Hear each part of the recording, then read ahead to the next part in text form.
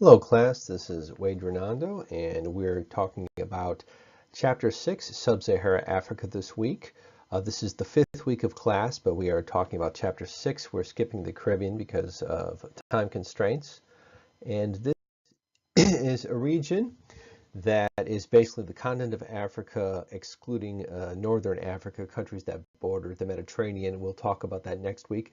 Culturally and historically, those nations are more closely linked to Southwest Asia, so that's considered one region. But Sub-Saharan Africa consists of 48 states or countries, plus one territory, young population. It is relatively poor compared to global standards, and it is known for disease and poverty and violence and refugees, but it's very vast, so some areas are better off than others. There's no common religion, language, or philosophy or political system that unites the language, but the region has a long history of shared colonialism, and its vast diversity is also something that it has in common. The region has a wide variety of different religions and cultures and languages, so it's a very diverse region. There are about 90 million people who live in 900 million people who live in sub-Saharan Africa, but it's only relatively small, about 2% of the global economy as of 2010. By now, it's probably slightly larger.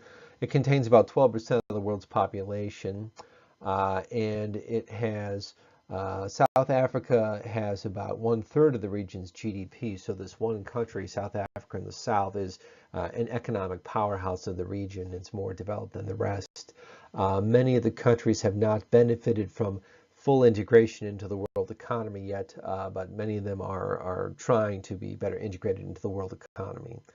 Many foreign countries have recently invested in sub-Saharan Africa, especially China. So it's a continent that is very large. After Asia, it's the largest continent in the world. The northern part of it is dominated by the Sahara Desert, and then as you get south, you have a transitional zone called the Sahel, which is south of the Sahara Desert, but before you get to the tropical equatorial regions along the equator. And you can see here that there are a lot of deserts and dry areas here along the equator.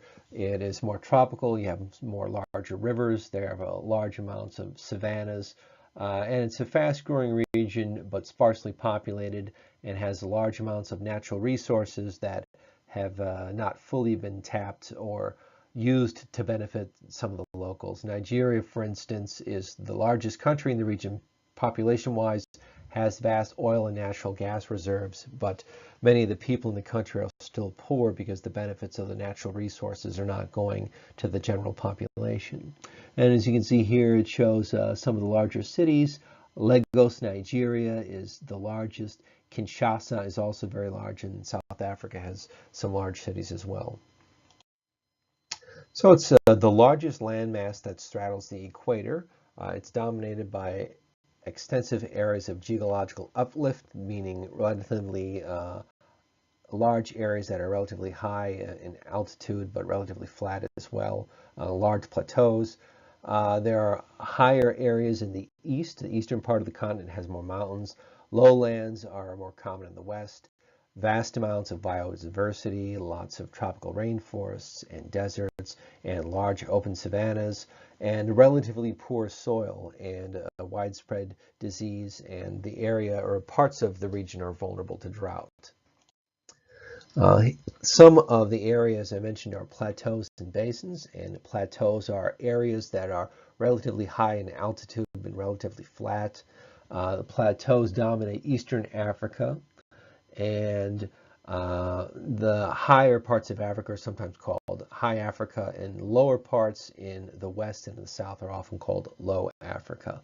Bottom left is a picture of Victoria Falls, and that is a very large falls in Central Africa.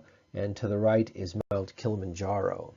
High Africa has an elevation of about 2,000 to 5,000 feet above sea level, and that's much of Western and Central Africa. And then Low Africa has a large plateau that drops off as you approach the sea. So there are also large watersheds in the area. The Congo watershed, the Niger, Nile, and Zambia's watershed are areas generally along the equator where lots of rainfall falls and it flows into the Atlantic Ocean. These areas are relatively infertile as far as the soil goes. Tropical regions generally don't have incredibly fertile soil because the rain washes much of the fertility away and a lot of the nutrients are locked up in the trees. The bottom left picture and the bottom right picture are of the Congo River. The Congo River is interesting because only part of it is navigable by large ships. You can't take a ship from the mouth of the Congo up the Congo River like you could with, say, the Mississippi, because there are a lot of waterfalls and barriers that make navigation difficult. But it's still an important way to get around in countries that border it. This is an interesting city, Kinshasa. It's the capital of the Democratic Republic of Congo, and it's home to about 4 million people. It's very rapidly growing. People have moved to Kinshasa to escape some of the violence in the Central African region. The Central African Republic has had large civil wars and political instabilities for many decades now. And you can see on the bottom, you can see the built-up parts of Kinshasa. And then on the outskirts of the downtown, there are large shanty towns, similar to what you would see in Rio de Janeiro or parts of India and elsewhere. So these are large numbers of informal housing units occupied by people who don't legally own the land, squatters. In Latin America, they'd be called favelas or slums. And a lot of cities in the developing world have large slums on the outskirts of the more developed parts. And Lagos and Kinshasa are known for that. So a little more information on Victoria Falls. They're located in southern Africa on the Zambezi River. They border Zambia and Zimbabwe. They were discovered, at least by European explorers. A guy named David Livingstone came across them in 1855. He was a British explorer who wanted to find out what the source of the Nile was. So he took the Nile all the way south till he got to Lake Victoria, this very large lake, probably about the size of Lake Huron, and he named it after the Queen of England, Queen Victoria. Locals had many various different names for it because it was a very large lake. It's about 354 feet high, Lake Victoria Falls are, and about a mile long. So Victoria Falls are significantly larger than Niagara Falls or most of the falls we would have here. So it's very large falls. It's a tourist attraction for people around the world, especially in Africa. It's a lot like the Grand Canyon might be to people in the US. It's a beautiful location that a lot of people in sub-Saharan Africa like to go to on vacation. Mount Kilimanjaro is the tallest mountain in sub-Saharan Africa, in all of Africa, and it's 19,341 feet tall, which is fairly tall, although the Himalayas have much taller mountains. Mount Everest is 29,000 feet tall, plus a few feet. So it's tall, but it's relatively small considering that it's the tallest mountain in the entire continent. It's a dormant volcano in Tanzania, and Kilimanjaro is a Swahili name meaning a mountain of greatness. And around the area, there are some protected lands and national parks where they have large numbers of elephants and other exotic animals. Unfortunately, because of rising temperatures, the snow on top of Mount Kilimanjaro has been retreating and shrinking, kind of like glaciers have been around the world. And some scientists have estimated that within 20 years, almost all the snow might be gone all year round. So that would be unfortunate if that were to happen. Now, the Great Escarpment I mentioned earlier is this large natural barrier in the southern part of Africa where the large plateaus of the central part of the continent meet the ocean. And along the ocean in southern Africa, you have relatively low-lying areas. And then as you move inland a couple hundred miles, you come to this massive barrier, as you can see on the bottom right, where there's a sudden uplift and the elevation goes from a few hundred feet near the ocean up several thousand feet over a few miles. And this large Great Escarpment acted as a natural barrier that prevented Europeans who had colonized in southern Africa in the 1600s from moving inward. Tropical diseases like malaria also made it difficult for Europeans to push into the interior of the continent. So until the mid-1800s, most European colonization of Africa was along the outskirts of the continent and in the southern parts of the continent, where there weren't as many tropical diseases that Europeans didn't have any immunity to. So this was basically this large natural barrier that is a couple hundred miles inland from the southern part of South Africa. The Rift Valley is another interesting major geographic landform of the region. The Rift Valley is a large valley in the eastern part of the continent. Lake Victoria is in the Rift Valley and is a divergent plate boundary, meaning that the far eastern part of Africa is on a separate plate from most of Africa, and it's pulling away from it, and it's creating this large valley where Lake Victoria is and a lot of these other large freshwater lakes are. And because of the volcanoes in this area and because of the fresh water, this region is very fertile. It also has a long growing season because it's near the equator. So it has a high population density. There are lots of small informal farms and subsistence farms, and a lot of people live in this area due to the fertile soil, good growing season, and large amounts of fresh water.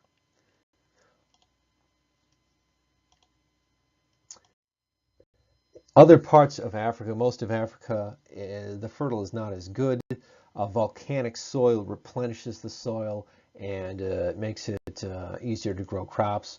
But many parts of Africa have had people farming it for centuries, and because of that, some of the soil is depleted. You could maybe describe the soil as somewhat sort of tired. Soils, like in the upper Midwest, were often deposited by retreating glaciers, and that was very rich soil, and soil left by volcanoes is very rich. But soil that's just been there and hasn't been replenished for centuries is often has a little nutritional value. It's difficult to grow crops in there. So crop insurance is something that farmers have been buying more of. There's a very good video that talks about crop insurance that I posted on JNet that talks about how farmers can buy seeds that have insurance included in the packet of seeds, and that's helping some farmers in western parts of Africa. But in general, western parts of Africa are not as fertile as eastern parts as far as the soil is concerned. So the climate and vegetation of the continent is very varied, and it's interesting because this continent does straddle the equator to the north and the south, so you can clearly see the different patterns of climate as you move away from the equator.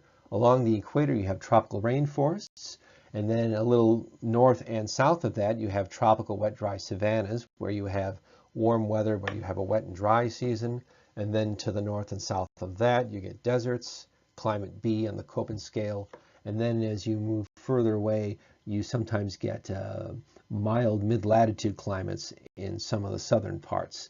South Africa has a Mediterranean climate and also other mild mid-latitude climates, similar to what you might have in parts of Southern California or Italy or Greece. And very southeastern parts of Africa have a climate similar to the southeastern parts of Australia. So a very wide variety of climate because of the size of the continent. And as you can see here on the charts to the left, cities that are near the equator have more consistent year-round rain, and cities a little to the north and the south you get the distinct wet season, dry season, where it rains more in the summer and it's drier in the winter, depending on if you're in the northern or southern hemisphere. And then in Ethiopia you have a lot of mountains and you have a complex mountain environment where you have different mountains that have different microclimates depending on what side of the mountain you're on. So very wide variety of climates in Africa. What they do not have is what we have in Michigan, a continental climate with 4 distinct seasons: cool, cold, snowy winters and warm, hot, dry, humid summers. So don't have that there, but almost everything else. So again, tropical forests are common. Deforestation is extensive in Latin America and Southeast Asia and Africa. And in addition to that, they have savannas, which are wide open grasslands, deserts, and a wide variety of climates, especially in the tropical regions. The picture on the bottom left is the tropical savanna, and bottom right is the Namib Desert in northern parts of Africa. So of the tropical rainforests, these are generally, again, along the equator near the Congo River Basin. The Ituri is the second largest human equatorial rainforest in the world. The largest is in South America, the Brazilian Amazonian rainforest. This area goes from the Atlantic coast about 2/3 of the way across the continent, so it's a large rainforest. And like other rainforests around the world, they have had a lot of logging. Some of it is logging to cut down the trees to sell. Large companies are doing it. Some of it is informal logging. People will cut down a tree on their own, on land they don't own, and sell it illegally. Some of the land is being burned and clear cut for cattle, and similar to Latin America. And some of the land is being preserved as a tourist destination. The picture on the bottom right is the Kakum National Park in Ghana. And they have tried to do what Costa Rica has done, set land aside as a protected area and use that to attract tourists, similar to what we do in the US with our national parks. They have had some success doing that, but sometimes it's difficult to protect the land. There's a lot of pressure to open it up for other purposes. This is an example of some of the savannas that are a little to the north or south of the equator, especially in southern parts of Africa. These are areas that have a rainy season and a dry season and are warm all year round, and they support large grass areas. They're usually not enough rain to support huge forests, but they have enough to support large amounts of grass, and they attract large herds of animals like wildebeests, elephants, zebras, and all the interesting and exotic animals are often in this wide open grassland in the savannas of Africa. And of course, the predators like lions, African dogs, and hyenas are also attracted to these regions because of these large herds of grass-eating animals. Giraffes are the tallest land animal. They have very long necks, so they can eat trees at the top. They have long purple tongues too. That's kind of interesting. On the top right are caped buffalo. These are also herd animals that are also quite tough. They can attack and even injure or kill lions, and they're quite aggressive. The bottom left, of course, are zebras. Scientists believe zebras have those odd black and white stripes because when they're in a herd, it's often difficult to see where one zebra begins and another ends. It's just a weird blob of black and white. That's what most biologists think is the reason they have that unusual fur. If you can see that picture there, it is kind of hard to tell where one zebra begins and another ends. It's just a big pile of black and white stripes, so that could confuse predators. And then on the bottom right are African gazelles, fast-moving animals that are often hunted by cheetahs. So these are some of the grass-eating animals that live in the savannas. And of course, the predators are also in this region. Lions often hunt caped buffalo or possibly giraffes if they're smaller or older. Pretty much anything. They're opportunists. There's a misconception that male lions don't hunt and females do all the hunting. That's actually not true. That's been proven incorrect. Male lions tend to hunt more at dawn and dusk and are ambush predators. They don't work in prides or packs the way female lions do. They act more like leopards do. They tend to sneak up on their prey or jump down on them. But there's an interesting TED Talk where they put a GPS tracking monitor on a male lion, and they actually tracked him tracking prey at night and in the morning. So they're not as worthless and lazy as we originally thought. They do hunt occasionally. They just hunt in different ways than the females, who work together to hunt animals as a group. On the top right are hyenas. They also hunt in packs. Hyenas are actually not considered dogs or cats, but an interesting subspecies that is really neither of them. They're a little unusual because they have front legs that are a little taller than their back legs. On the bottom left are African dogs. They're similar to what perhaps coyotes would be in North America. And then on the bottom right are cheetahs. Cheetahs are very fast for short distances, but they hunt almost exclusively gazelles. Their mouths are evolved to fit perfectly around the throat of the gazelle. They hunt almost nothing but gazelles. So if the number of gazelles declines in a certain area, it can be very difficult for cheetahs to hunt. And leopards are also an animal that hunts in this region. They're also ambush predators. They often will sneak up or drop down on their prey. And then, interestingly enough, when they do kill an animal, in order to make sure it's not stolen by lions or hyenas or pack animals, they will drag the prey up into a tree and they'll eat it there at their leisure. My parents actually went to Tanzania in 2008 on a safari, and they occasionally would see dead animals up in trees, and their guides would say, yep, that's a leopard. They killed the gazelle and they dragged it up in the tree so the hyenas wouldn't get them. Interestingly enough, the animal that we think of as panthers are actually leopards that have a recessive gene that makes their fur almost black. There's actually no species of cat called a panther. Leopards that are black are called black panthers, and occasionally subspecies of cougars are called panthers informally. It's like in Carolina, there are mountain lions or cougars that they will call panthers regionally. And in Florida, there's a subspecies of the cougar that will sometimes be called Florida panthers. But there's actually no species of cat called the panther. It's what other cats are sometimes called if they have black fur or if they're a subspecies of a larger cat. So again, the deserts, we talked about savannas. Deserts are the main bioregion in the north. The Sahara Desert is the largest desert in the world, a non-polar desert if you don't count Antarctica. And the Sahara Desert in North Africa is about the size of the continental United States, so it's very large. Deserts are in the south and the north, and they border the southern and northern regions. And the Sahara Desert goes from the Atlantic coast to the Red Sea. Western Africa contains the Namib and Kalahari deserts. And we often think of deserts as completely empty and barren, but that's not necessarily the case. The Sahara Desert is 3 million square miles, again about the size of the continental U.S., but it's not lifeless.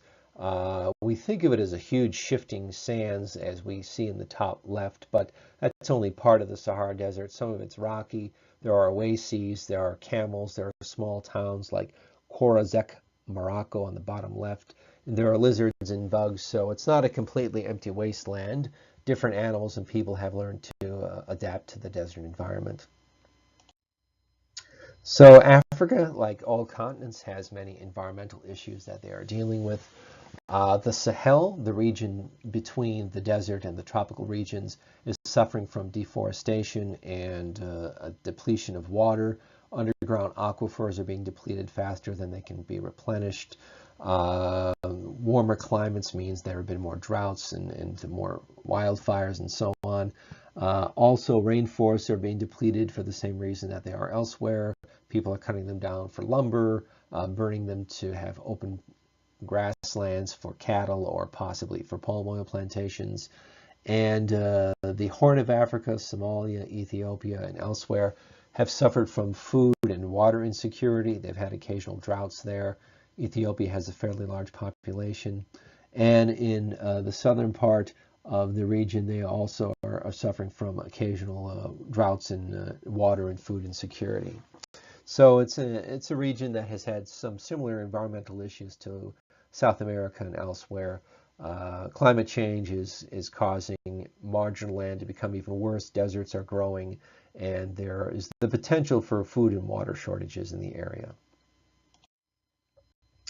Again, the Sahel is the zone of transition between North and Central Africa. We talked about desertification. Overgrazing has caused some problems. People will have cattle, and the cattle will simply eat more vegetation that an area can replenish. Overgrazing is kind of an interesting topic. There's a great deal of debate as to whether large groups of cattle are good or bad for an area. The assumption was that large herds of animals, such as elephants, are bad because they eat all the vegetation. But now there's evidence that shows that they do eat vegetation, but they also leave behind urine and dung, which is actually very good for replenishing the soil. And now it's not entirely clear whether large herd animals are good or bad, but increasingly biologists think large herd animals like Cape buffalo and elephants are actually good for environments because they leave behind dung and urine, and they walk over the grass digging it up, kind of moving it around. And there's been a mindset that grazing animals are not necessarily as bad as originally thought, and some of them might actually be beneficial to areas. This picture is an area of the Sahel during the spring when it's in bloom. So this is an aerial photo of the Niger lake that has been depleted and suffering from desertification. Basically, the picture on the bottom left shows what it was like in 1972.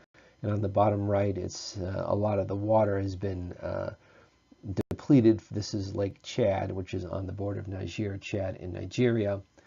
And this is often caused by people pulling water out of the lake in order to have irrigated crops. And they're simply pulling water out of the lake faster than they can replenish. So new farming techniques and tree planting has helped push back against some desertification, but the area is still vulnerable to water shortages.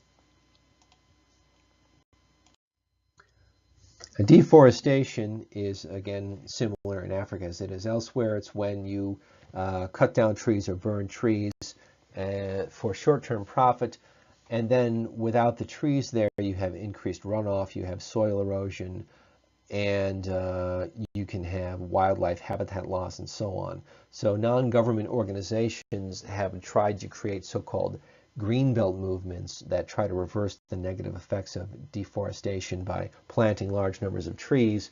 But the most important thing to do is you have to protect the land from being clear-cut in the first place. This is Wangari Maathai. She is the founder of the Greenbelt movement in Africa and has worked for its sustainable development. She has created grassroots organizations where people get trees and plant them. The Greenbelt movement has about 50,000 volunteers and have planted about 1 million trees in the Horn of Africa. That's the part that's in East Africa. They've also encouraged the use of solar cookers to cook food, so you don't have to burn wood in order to cook food. And it's been very successful. And she was originally born in Kenya, but was educated in the United States, I believe at the University of Minnesota.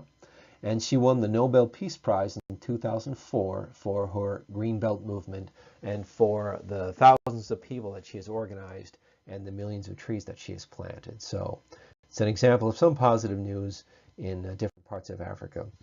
This is a satellite photo of southern Niger in 1975. On the left, you can see very few trees. And then in 2005, after decades of replanting, you can see quite a bit more. And although it's not exactly a forest, it's significantly better than it was a couple decades ago. So deforestation can be reversed, but it's very difficult and time-consuming, and it's easier to preserve forests in the first place. Wildlife conservation is a big issue in different parts of Africa. Not only are different African countries trying to set land aside, but they're trying to protect the animals that live in this land. East and Southern Africa have large national parks with large groups of lions and elephants in them that are protected from poaching by armed rangers. It can be very dangerous. Armed rangers have been killed while trying to protect wild animals by poachers. A pair of elephant tusks are equal to several years' wages for some poor people in Africa, so they can be worth tens or hundreds of thousands of dollars. There was an ivory ban placed on the region in 1989, and then in the late 1990s the ban was lifted, and some African countries have been trying to allow very small amounts of hunting as a way of funding land. Someone will pay to hunt an elephant, or will pay to hunt a wild animal that's rare, and then the money that they pay to hunt will help preserve the land. This is somewhat controversial. There's a lot of debate whether restricted hunting is a good thing or a bad thing, or there should just be complete protection of animals and no hunting at all. And different policies vary from country to country as to whether animals are protected or whether they allow very limited hunting. But generally speaking, Many animals in the region are still vulnerable to poaching. Eastern and Southern Africa has lots of wildlife preserves to help protect the animals and preserve and promote tourism, but there still is poaching. The picture on the bottom right is of a rhino who was killed just for his horns. His horns are considered very valuable in Eastern medicine. Chinese persons like rhino horns because there's old traditional herbs that supposedly fight impotence and promote virility, and grinding up rhino horns is supposed to be healthy for you. So unfortunately, there is still a significant amount of poaching of elephants for their ivory, rhinos for their horns, and other animals for odd body parts that are used in traditional medicine, typically in Asia. These are some examples of ivory in art. It is really an amazing and beautiful material, and you can see why people like working with it. You can carve incredibly. It's beautiful and it's relatively soft to work with. So you can make some great sculptures and art out of it. It's just unfortunate that you'd have to kill elephants in order to do that. Also, some whales have ivory. Narwhal whales have, I believe, ivory tusks, and walruses also have ivory. So other animals have ivory, but elephants have the most ivory. So climate change and vulnerability in sub-Saharan Africa. This chart here shows, this map shows where there is severe food insecurity in parts of Eastern Africa. Areas in green are areas that are generally food secure, and those are areas that are along the freshwater lakes that we discussed earlier, where you have fertile soil and enough water. Then areas that are yellow are moderately food secure, and then yellow is more insecure, and red is extremely food insecure. These are areas such as Somalia, which has been torn apart by civil war, and elsewhere where droughts can happen from time to time, and people are concerned that they might not have enough food to get by and that they're vulnerable to famines. There was a very big famine in Ethiopia in the mid-80s. I remember that there was these songs called USA for Africa, and the British musicians had fundraisers to raise money to give to Africa to support people who were struggling with famine there. Ethiopia has done significantly better since the mid-80s. It's actually a relatively well-developed country for the region. But the area is still vulnerable to food insecurity. This is a chart that shows different demographic information for Africa. Because there are so many countries in this region, there are lots of countries on this chart. You don't have to memorize all of them, of course. Just keep in mind that the general trend is that this is a relatively fast-growing area with a relatively young population and relatively rural. It's somewhat like Latin America might have been a generation or two ago, or India is now. There has been a significant amount of movement from rural areas into big cities, like we've seen with Kinshasa and Lagos. But the general trend of the region is, compared to the world in general, young population, rapidly growing population, fairly high rates of children born per woman in the region, and there is a significant amount of variation within the region as well. South Africa actually has a relatively flat natural population, and it relies on immigration in order to keep its population stable. And then Niger and Kenya are rapidly growing. So a lot of variation in general, relatively young region and fast-growing region. This is an example of the difference between Ethiopia and Africa on the population pyramid. And when you have a population pyramid with a very wide base, it means a much larger percentage of the population are young. And if you have a population that has larger at the top, such as Japan would be, then that means the population is generally older. South Africa has a relatively stable population under the age of about 15. Then there's a little bulb around people in the 20 to 24, sort of a mini baby boom for that region. And then it gets a little narrower. But compared to other places in sub-Saharan Africa, South Africa is generally older and healthier, and a slower population growth than other parts of the region like Ethiopia. So population trends and demographic debates. There has been a decline in child mortality for the region, but compared to other parts of the world, sub-Saharan Africa still has fairly high percentage of children dying relatively young.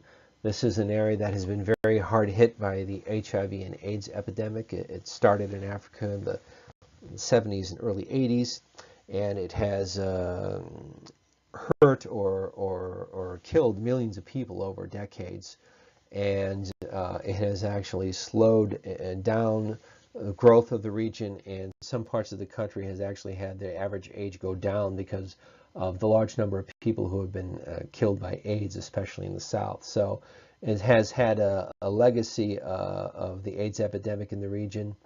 And in southern Africa is worse than northern parts of Africa.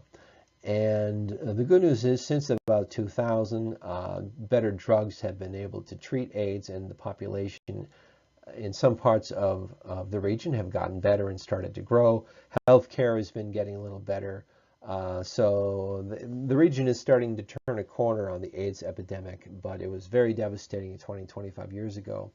And it's also a little unusual because AIDS, unlike some diseases that often affect older people, AIDS affects people in the 20s or 30s, sometimes the most productive years of someone's life. So they're losing a very valuable part of the workforce to AIDS, which you might not get with, say, Alzheimer's, which typically it's older persons who get it.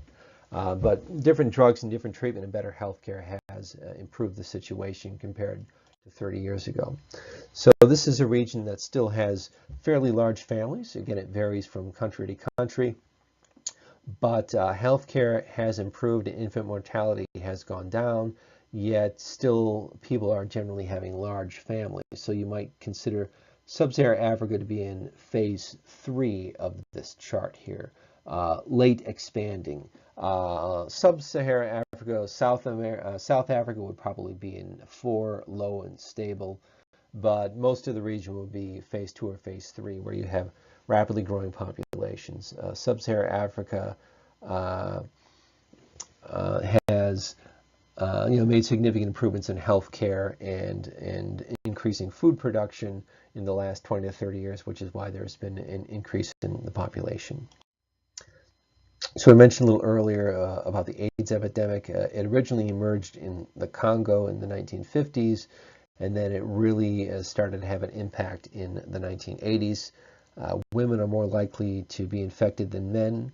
In Botswana, as many as 25% of women in some parts of the country have HIV or AIDS.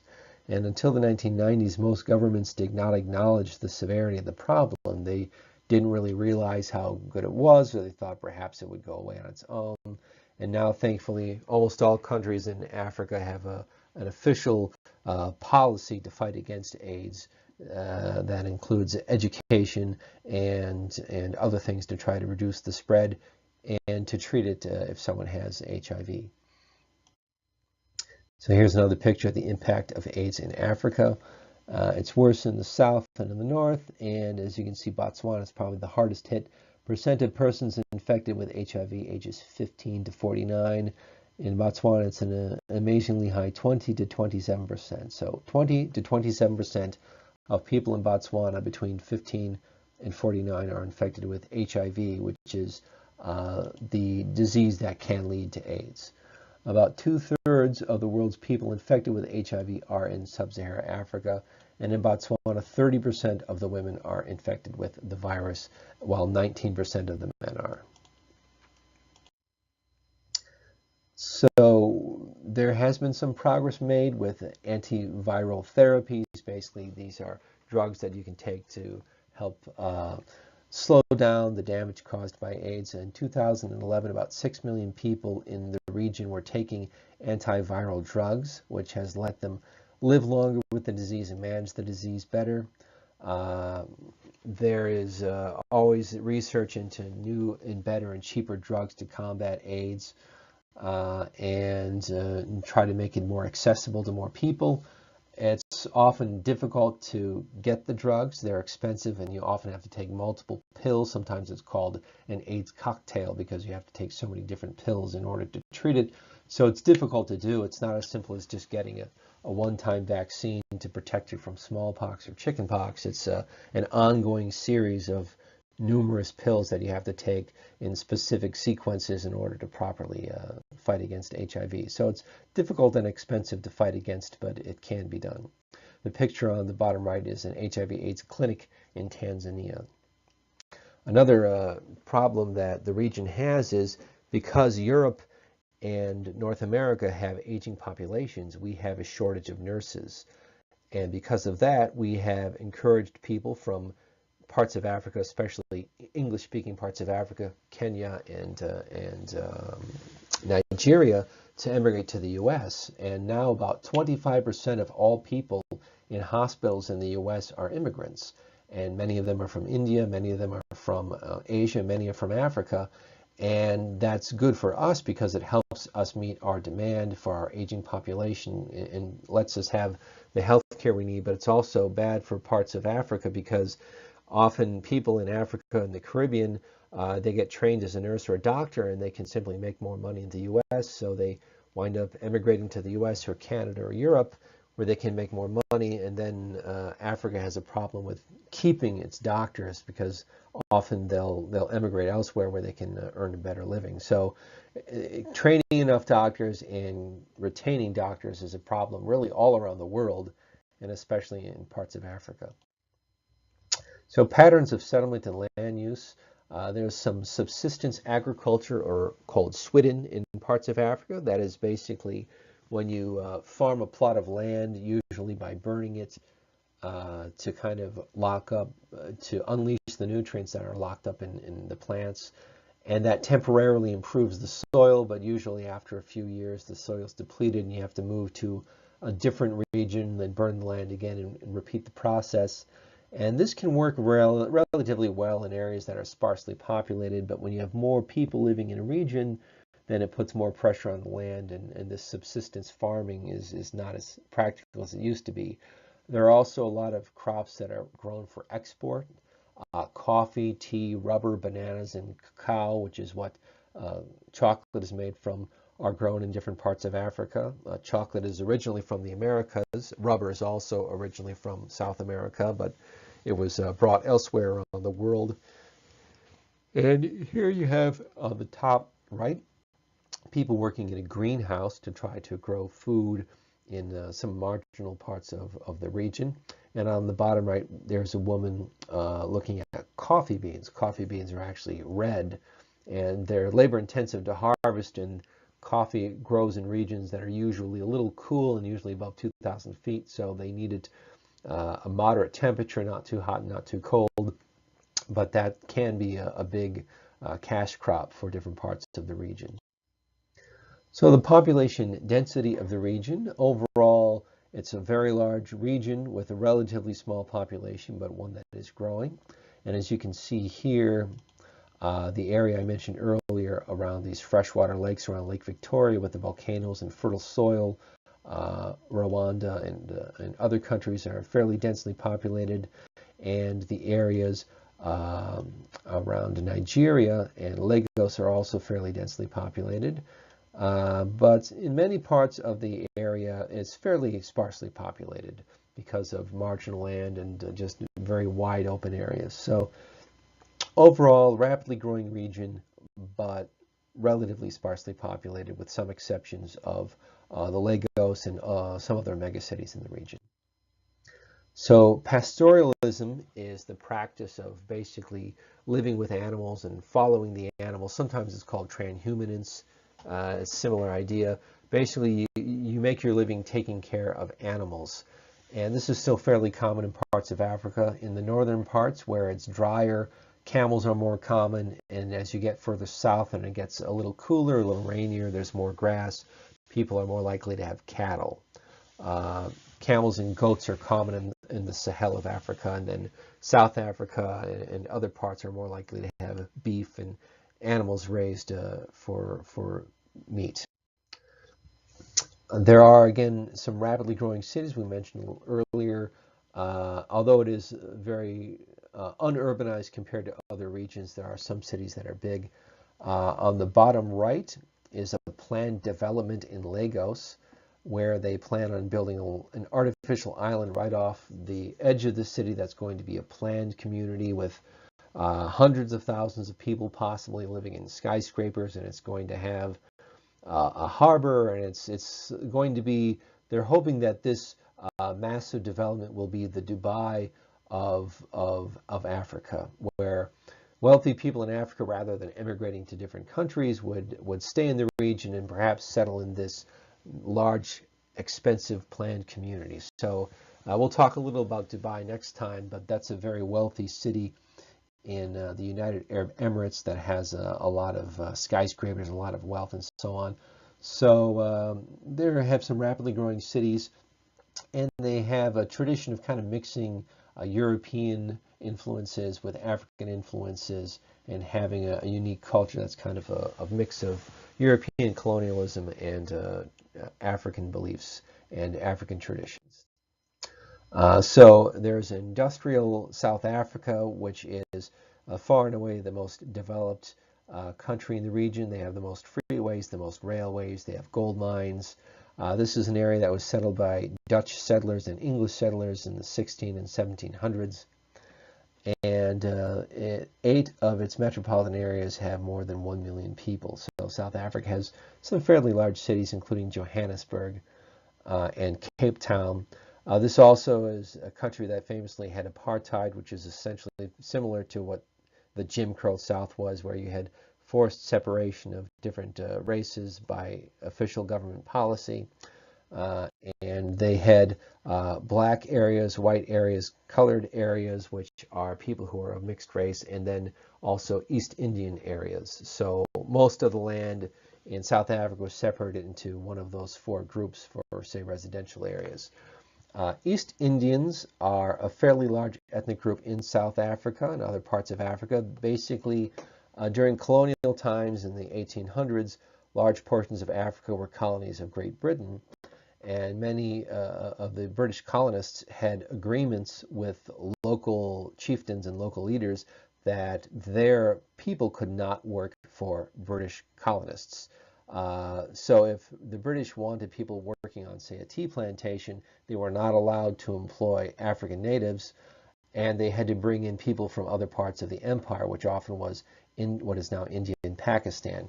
So many East Indians came to Africa in the 1800s to work on tea plantations in agriculture, and now South Africa has about 2.7 of the population that are East African, and Durban, the 3rd largest city in South Africa, has a very large East Indian population.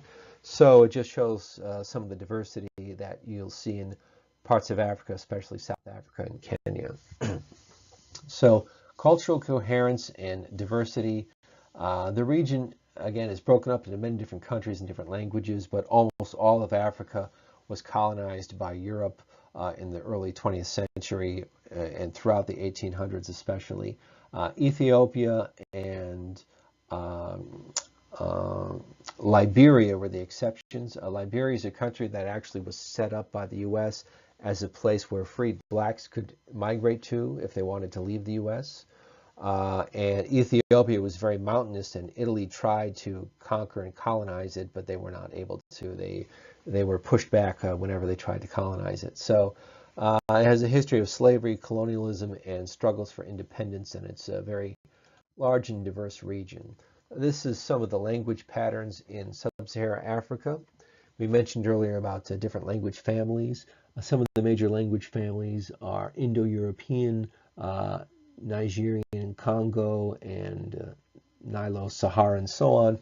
And basically these are large groups of languages that are interrelated to each other.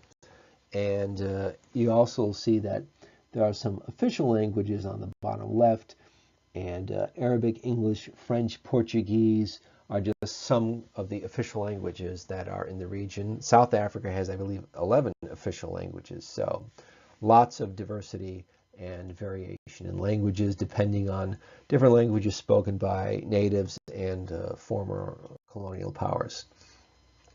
This is interesting. This is just a sign in South Africa with different languages in English, and then also, I believe, in Afrikaans.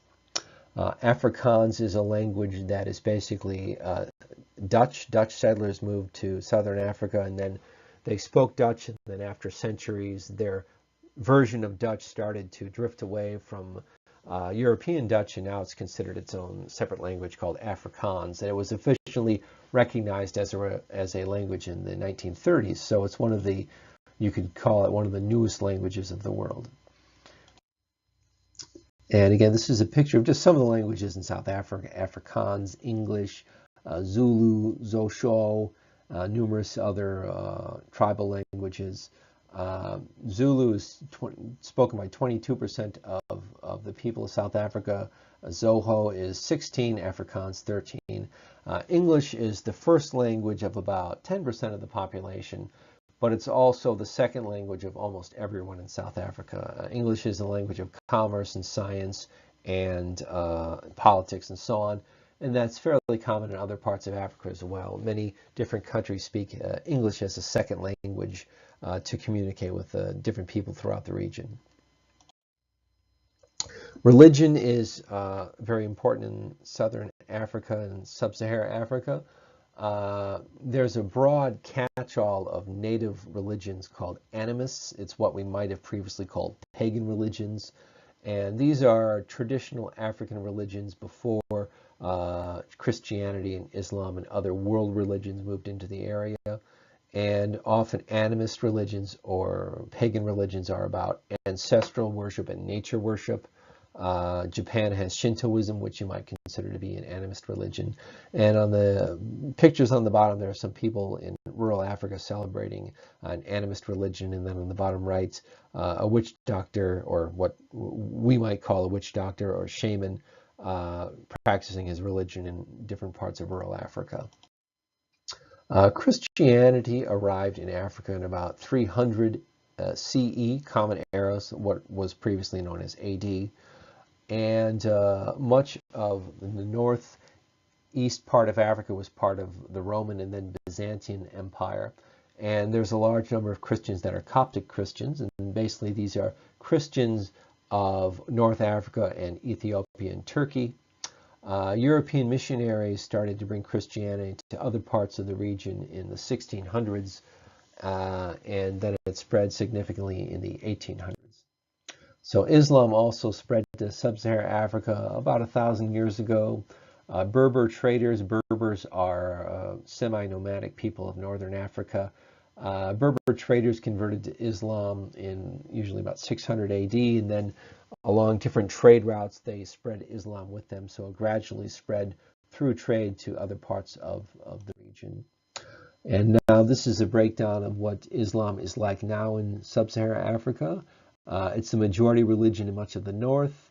It's a large minority in the Sahel. And then as you get to the equator and further south, it's not as common. There are some small pockets of Muslim majorities and Muslim minorities, but it's more common in parts of northern Africa.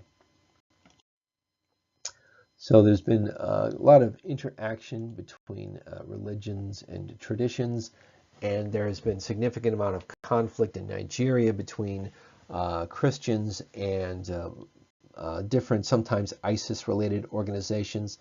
There's an organization called El Al-Shabaab, which is prevalent in Niger. And these are groups of people very similar to ISIS that want to have a fundamentalist Muslim religion in the area. And you may have heard recently about how 4 U.S. soldiers were ambushed and killed in Niger about a week and a half ago. They were supporting and training local government soldiers in Niger to try to fight against El Al-Shabaab, which is exactly what we're doing in ISIS, in different parts of the Middle East, in Syria and Iraq. So we have advisors in many parts of the developing world training different governments to try to fight against Muslim extremists such as ISIS or groups affiliated with ISIS. The picture on the bottom left is of the president of South Sudan. South Sudan is the newest country in the world. It was recognized as an independent country about 8 years ago when it broke away from North Sudan. And North Sudan was predominantly Muslim and more desert. And then South Sudan was a little more tropical. They had more Christians. They had a history of farming. So there's a lot of conflict between the two kind of separate cultures. It was a very large country. The hat that, this is the president, Salva Kiir Mayardit, and he got that black hat from George W. Bush. Our President Bush gave it to him as a gift shortly before independence. And apparently he likes it because he's wearing this hat in almost every picture I've ever seen him in. On the bottom left, they have Saval meeting former President Obama at a diplomatic meeting. So this is an example of a fairly young country in the region that broke away from the rest of Sudan for political and religious reasons, and they broke away after years of conflict. So globalization of African culture, the slave trade transformed North America, Latin America, the Caribbean, and Africa from the 1500s to the mid to late 1800s. Well, this map shows the volume of slave trade from 1700 to 1870, and it's been estimated as many as 12 million people were taken from Africa and sold into slavery during this time period. About a year ago, I actually had a student of mine from Eritrea, Africa, who was an immigrant to the U.S. He moved here about 10 years ago. And I was talking to my class, and I mentioned that about 12 million slaves were taken from Africa. And he corrected me. He says, they weren't slaves, they were people. They were forced into slavery when they were uprooted from their homes. And that's true. They were not slaves in Africa. They were free. And then they were forced into slavery when they were brought to the Americas. But most of the people taken from Africa went to Brazil and the Caribbean. Only a relatively small amount actually came to what is now the United States, or what was British North America. And that's why Brazil has a large African population, and why many Caribbean nations do too. Basically, just the climate in the tropics was better for large-scale plantations like sugarcane and rubber and tobacco and elsewhere. And then because of the warm growing climate and the good climate for these large plantations, it created a demand in these European colonies for African labor. So about 12 million people from Africa were brought to the Americas during this time period, 1700 to 1870. There were also some less well-documented slave routes that you can see in orange, slave trade routes without reliable data. There were some Africans that were actually brought from Central Africa down to South Africa to work on farms down there. So there were some incidences where Africans were brought from one part of Africa to another part to work on different farms and plantations. But yeah, a massive trade that went on for a better part of 2 centuries. The music of West Africa. West Africa is kind of the musical heart of the region. Nigeria is the musical center of West Africa in the region.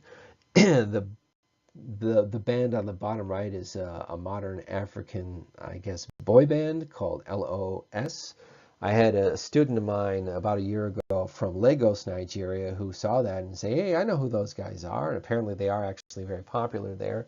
I mentioned that they were the Boyz II Men of Nigeria, but I don't know if any of my students know who Boyz II Men are, but they were a big boy band in the early 90s, and they were actually talented, unlike some other ones. But anyway, West Africa is sort of the musical hub of the region.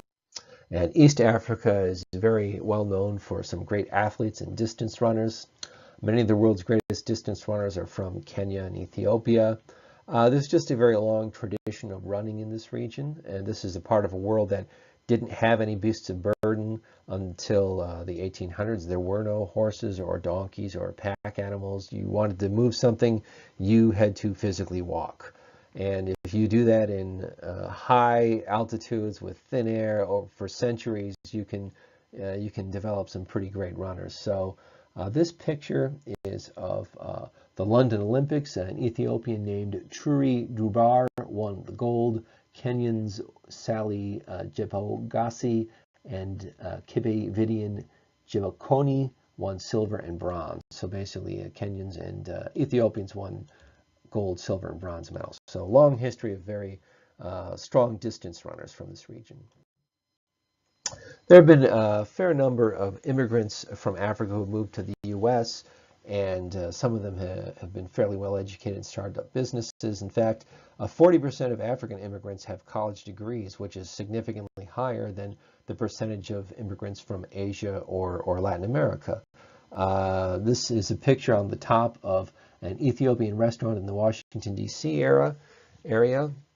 And then the picture on the bottom left is of the new host of The Daily Show. What is his name? Trevor Noah. I got to admit, I haven't really watched it a whole lot, but I heard he's doing a very good job. I used to watch it a lot when Jon Stewart hosted, and I loved the Colbert Report. And now Stephen Colbert has his 11:30 show. But anyway, The Daily Show is still popular, and Trevor Noah is the new host. He's from South Africa originally. He speaks about 5 different languages, very well educated, very good interviewer. So the geopolitical framework, legacies of colonialism and conflict. There were some fairly well-developed civilizations in sub-Saharan Africa before European colonization. Some information is better documented than others. Not a lot is known about some of them, but this is just a picture of some significant empires and well-developed civilizations in the region before European colonization. Ethiopia especially has a long history of Christian settlement and literature, and these are some of the other major civilizations in the area. And then the Europeans started colonizing the region in the 1600s, but they mostly kept out of the central part because they didn't have immunity to malaria and other tropical diseases. But then in the mid-1800s, treatment for malaria was introduced, quinine, a drug that protects Europeans from the effects of malaria, and railroads became more common. And then in the 1850s, 60s, and 70s, and 80s, there was a mad rush to colonize much of Africa by different European countries. And then in 1884, 13 European countries had a meeting where they talked about basically setting up borders between the different European colonies in Africa to try to prevent European countries from going to war with others. They more or less carved up the whole continent, with the exception of Ethiopia and Liberia. And in the early 1900s, almost all of Africa was a colony of Belgium or France or parts of Italy or Great Britain or others. And this picture was taken in Europe in 1913. So almost all of the continent was carved up by different European powers. So decolonization of Africa happened fairly suddenly, starting in about the 1950s. And there are many complicated reasons for this, but generally after World War II, which was very, very devastating to Europe, tens of millions of people killed, much of Europe was still rebuilding. Europeans probably just didn't have the desire or the stomach to continue to control this vast continent. Also, television was more common, and Europeans could see what life was like for people living in these areas. In the United States during this time period, we saw what life was like in the Deep South for blacks. You saw peaceful protesters being hit with water cannons and attacked with dogs and so on. And in a similar fashion, there was just more media that allowed people to see what life was like in these colonies. And different countries wanted to become independent, and most of the region rapidly decolonized from the late 50s to the early 70s. Most of the decolonization was peaceful, with the exception of what is now Zimbabwe and South Africa. In Zimbabwe, there was a white minority government that did not want to give up power, and then there was a civil war where eventually the much larger African nationals were able to drive them out, and then they renamed the country Zimbabwe.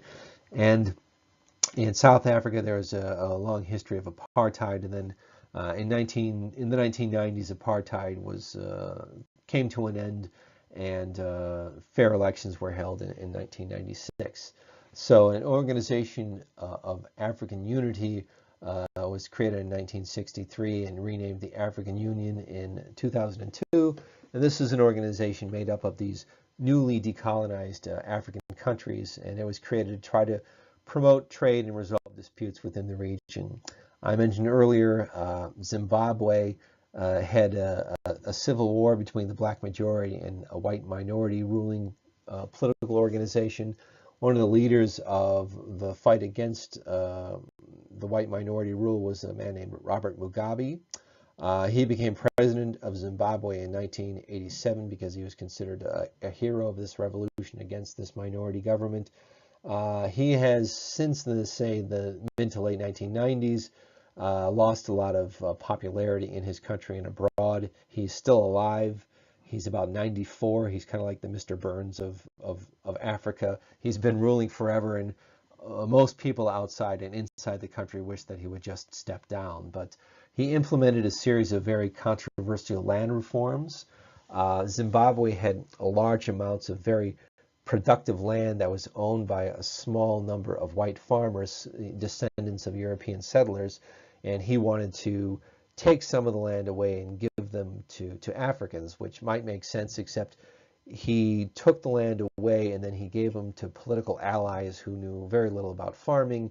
Productivity dropped very rapidly, and what was the breadbasket of much of Africa had huge drops in production and so on. So you can't just take land away and give it to a political ally. You have to have someone who's trained in farming. So if it had happened gradually, and if the white farmers maybe could have given the land to some of the black farmers that they had trained, it might have worked, but it wasn't. It was done very poorly implemented, and the results were very poor. So a lot of lost wealth and lost productivity because of this misguided land reacquisition. So South Africa also became independent during the 1990s.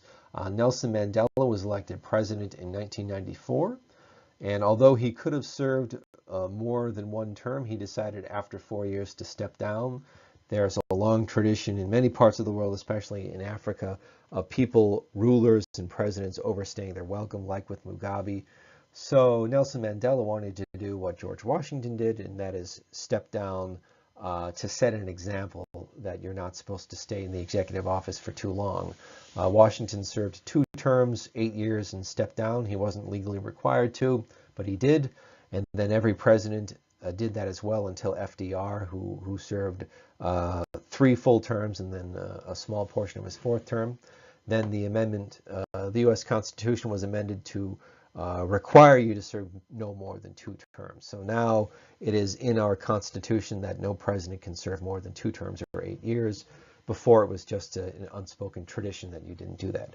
But Nelson Mandela served 1 4-year term and then stepped down. He passed away about 6 years ago at the age of about 94. So South Africa is still unofficially divided along racial lines. It's still fairly segregated, but now there aren't any official policies that force segregation. It's more informal, based on income and education. So the Horn of Africa has suffered from some enduring political conflicts. Other parts of Africa have too. Some people have described some of the problems as tyranny of the map. Europeans carved up Africa with little will or knowledge about local traditions or tribes, and many tribes are split between different countries. Many countries split between different cultures and languages, and some people refer to this as tyranny of the map. There's also been a large number of refugees, people fleeing Somalia into Kenya. One of the largest camps in the world of refugees is in Kenya. There's also problems of people fleeing parts of Central Africa and trying to migrate to North Africa and making their way to Europe, trying to flee from conflicts in the Congo. So it's an area that has and still continues to have political instability and wars, and a lot of movement of people and refugees and internally displaced peoples in the region.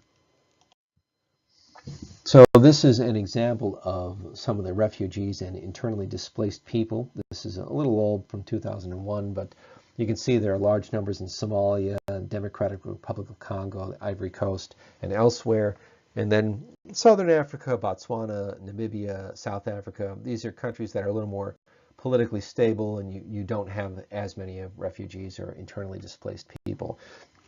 Interestingly enough, a lot of Africans from Central Africa have illegally migrated to South Africa to look for work, very similar to what we have in North Africa, where we have people from nowadays mostly Central Africa, Central America, not necessarily Mexico, but there's still a lot of people from Central America moving into Mexico and then moving to the U.S. also trying to look for work.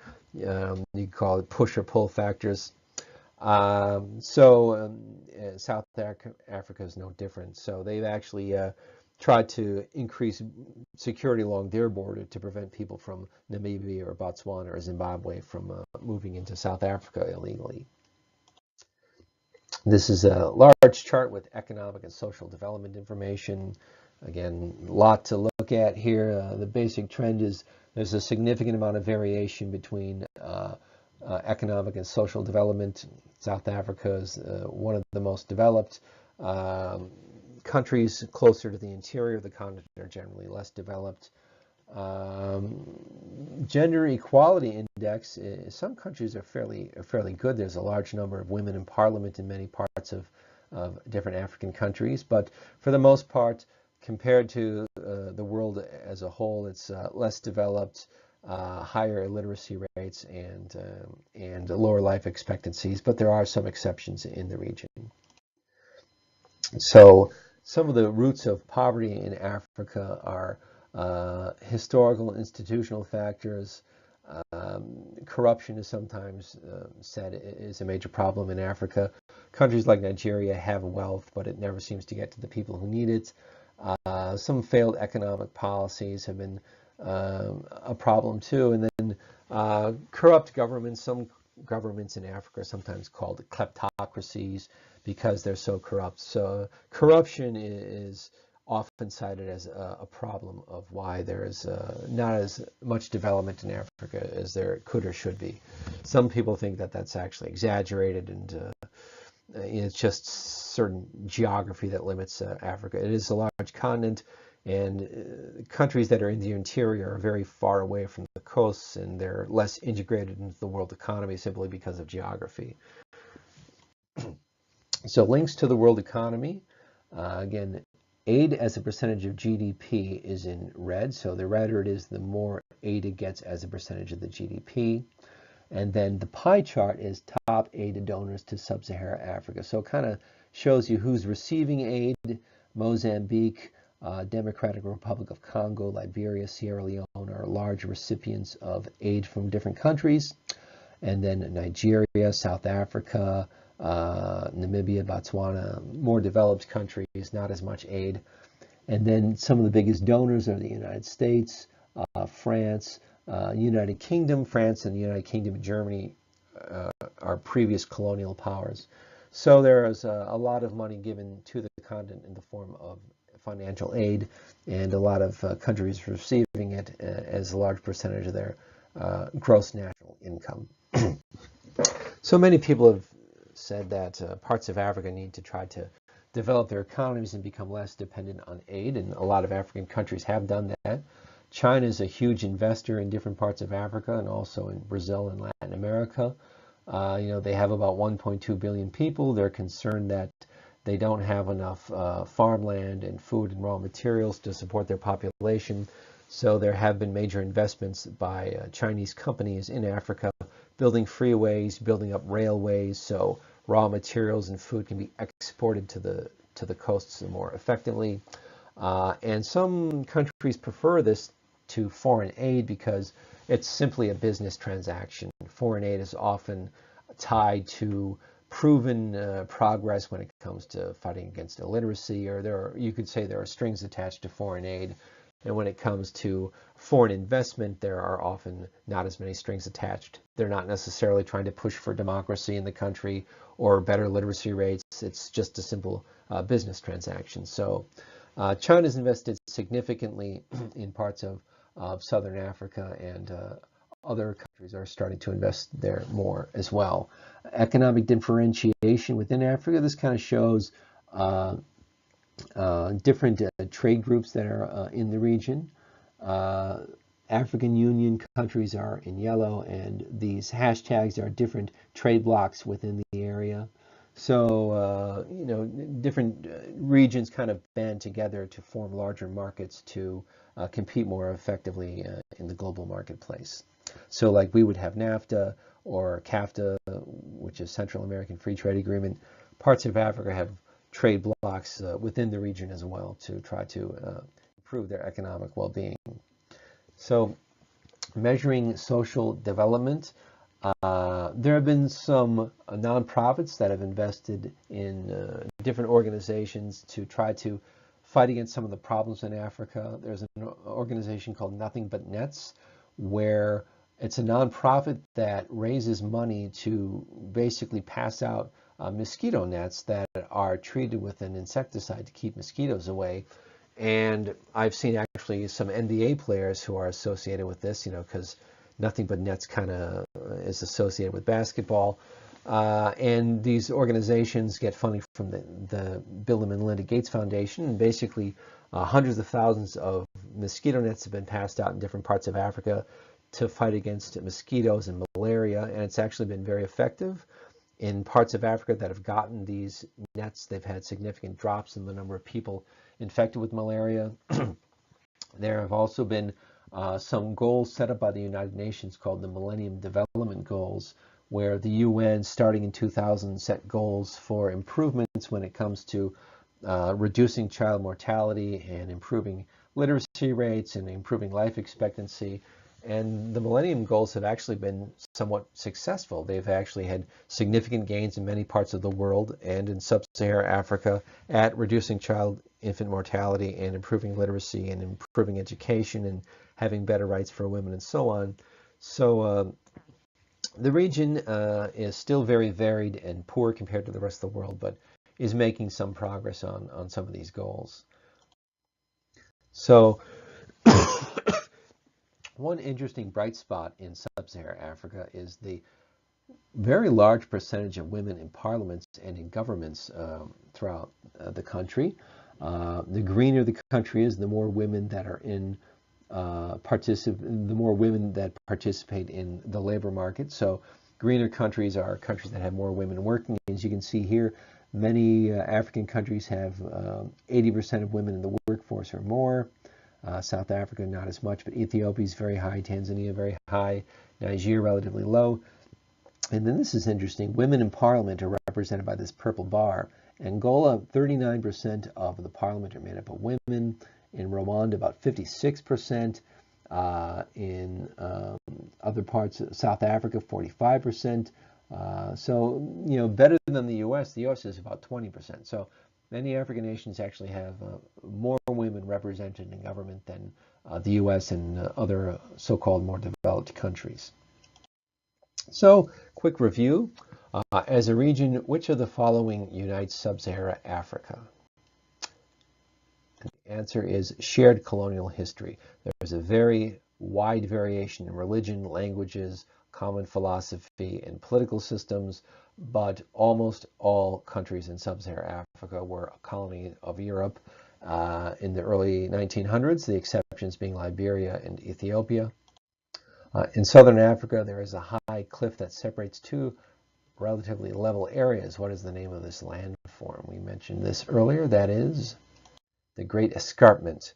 That's that large uplift in southern Africa that acted as a barrier against Europeans moving into the continent earlier than they did.